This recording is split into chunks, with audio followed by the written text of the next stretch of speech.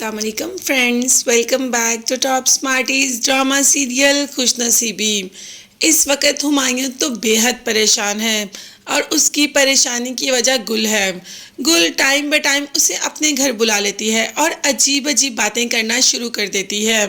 अब इन बातों का जिक्र वो किससे करे, लेकिन उसने नरमीन को सब कुछ बता दिया कि आजकल मुझे गुल बहुत तंग करती है, बहुत अजीब सा बिहेव करती है। मेरा दिल कर रहा है कि मैं बुटीक छोड़ दूं, मगर मसला मेरे साथ ये है कि मैंने ईमान की शादी के लिए बहुत ज़्यादा कर्ज उठाया है, जिसकी वजह से मैं बुटीक भी नहीं छोड़ सकता और ना चाहते हुए भी मुझे वो काम करना पड़ रहा है।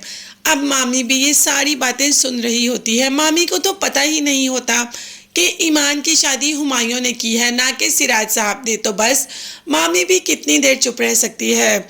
हुमायूं को अपने कमरे में बुला ही लिया और नरमीन को भी, और कह दिया कि भाई ईमान की शादी करना सिराज की जिम्मेदारी थी, ना कि तुम्हारी। ये बात तो वैसे मामी ठीक ही कह रही है, मगर सिराज साहब बहुत जल्दी हुमायूं का सारा कर्जा उतार देंगे। अभी तो हुमायूं इस वजह से परेशान है कि गुल का पैसा कैसे वापस करना है।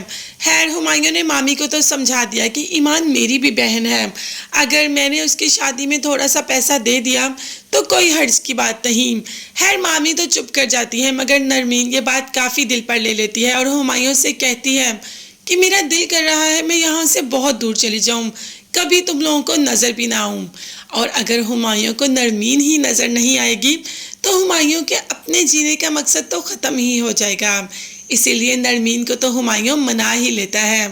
अब बात करते हैं नए शादीशुदा जोड़े की। तो जी हाँ, समझ और पहचान तो आप गए होंगे कि मैं किसकी बात कर रही हूँ, ईमान और तलहा की। आज तलहा ने तो बहुत शॉकिंग न्यूज़ सुना दी कि वो जॉब छोड़ रहा है और उसने रिज़ाइन कर दिया।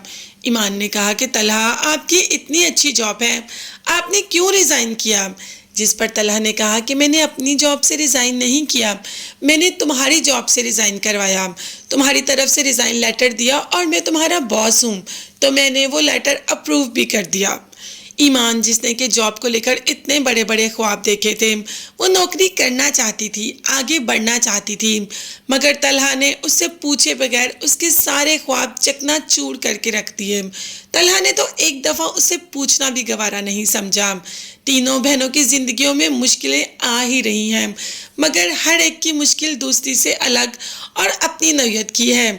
किसी का शौहर उसको छोड़ के चला जाता है तो कोई इस टेंशन में है कि एक लड़की उसके शौहर के पीछे भी पड़ गई और उसने उसी लड़के का इतना पैसा भी देना है।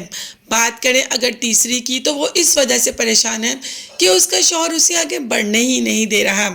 अब देखते हैं इन तीन औरतों की तीन कहानियाँ कहाँ तक चलती हैं। तब तक के लिए चैनल को सब्सक्राइब कीजिएगा। नेक्स्ट वीडियोस तक के लिए अल्लाह हाफिज़।